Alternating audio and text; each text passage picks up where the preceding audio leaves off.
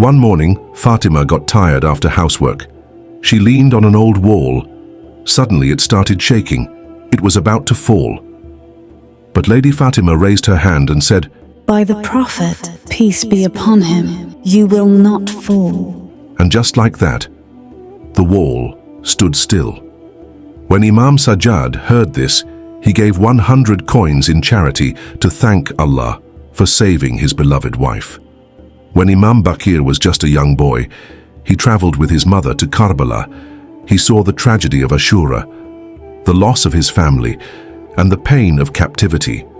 But through it all, he held tightly to his mother's hand. She gave him strength, faith, and love until they finally returned home to Medina. Lady Fatima bint Hassan was a mother of a great Imam, a wife of a patient Imam, and a daughter of Imam Hassan. Her prayers were always answered.